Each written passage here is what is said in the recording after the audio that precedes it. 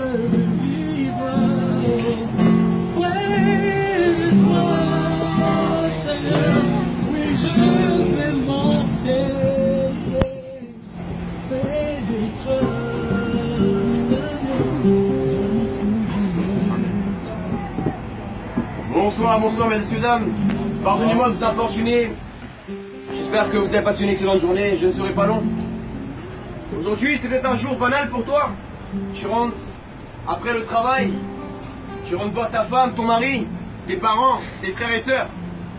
Mais sache que pour Dieu, ce n'est pas une soirée banale celle-ci. C'est le soir où Dieu veut se révéler à toi. Que tu sois athée, hindouiste, bouddhiste, chrétien, juif, musulman. Sache que Dieu n'est pas un concept. Dieu n'est pas une religion. Mais la Bible dit que Dieu est amour. Et celui qui ne connaît pas l'amour ne connaît pas Dieu. Je ne sais pas qui tu es. Je ne connais pas ta vie. Mais je sais qu'un jour, tu confronteras la mort. Tu as beau être belle, tu as beau être beau, tu as beau être mince ou un peu plus fort. Mais sache que la mort ne respectera pas ton âge. La mort ne respectera pas ta couleur de peau. La mort ne respectera pas si tu as de l'argent ou pas. Mais la Bible dit que Jésus-Christ a vaincu la mort il y a 2000 ans. La mort n'a même pas pu le contenir. Moi qui te parle, j'étais un jeune qui me moquait de Jésus-Christ. Je ne savais même pas qui était Jésus. J'étais un jeune qui était esclave de la drogue, dépendant de la violence. Mais quand j'ai ouvert la Bible, j'ai été impacté par ce message merveilleux de l'amour de Dieu. Vous savez, les prophètes ont dit « aime ton prochain ». Mais Jésus est allé plus loin que n'importe quel prophète. Jésus a dit « pardonne ton ennemi ». Qui peut pardonner son ennemi? Qui peut pardonner l'homme qui l'a trompé avec sa femme? Qui peut pardonner la femme, sa meilleure amie qui t'a appelé ton mari? Humainement, tu ne peux pas le faire. Mais c'est là où l'amour de Jésus intervient. Aime ton ennemi. Pardonne celui qui te maudit. Prie pour ceux qui te persécutent. Et voici le message que j'ai pour toi ce soir. Tu me diras, mais ce n'est pas le lieu, monsieur, de prêcher la parole de Dieu. J'aimerais te dire que Dieu veut te parler. Et que Dieu n'habite pas dans les églises.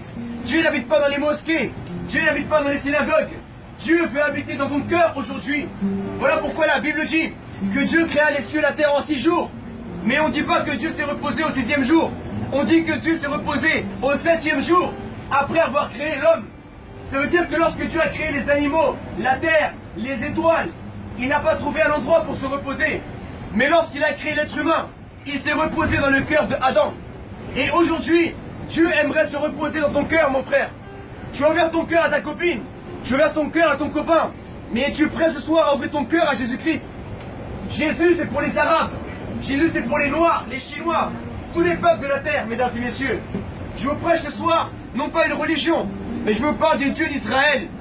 Je ne suis pas juif, je suis colombien. Mais je vous dis en vérité, le véritable Dieu est le Dieu d'Israël. Nous étions païens autrefois. Nous, les Latinos, les Arabes, les Noirs, les Blancs. Il y avait les druides en France, les Celtes. Certains adoraient la lune dans notre peuple, adoraient le soleil, la terre, les animaux. Mais Dieu s'est tourné vers nous à travers Jésus-Christ, son Messie. En hébreu, Jésus veut dire Yahshua. Le nom de Dieu en hébreu, c'est Yahweh. Et Yahshua veut dire le salut étant Yahweh, le Dieu d'Israël. Vous avez entendu parler des élections de Donald Trump. Qu'il soit bon ou mauvais, laissez-moi vous dire que Trump veut dire trompette. Et la Bible parle dans Apocalypse des trompettes, des signes de la fin des temps. Les apôtres ont demandé à Jésus, parle-nous un peu de ton retour. Jésus a dit, il ne restera pas une pierre sur une autre pierre. Il y aura des faux prophètes. Il y aura des maladies dans le monde. Il y aura des guerres, des tremblements de terre. Mais n'ayez crainte, toutes ces choses-là doivent arriver. Amen. Alors ce soir, repens-toi de ton péché. Demande pardon à Dieu et tu auras la vie éternelle, mon frère, à travers Jésus-Christ. Ouvre la Bible et passe une excellente soirée. Sois béni.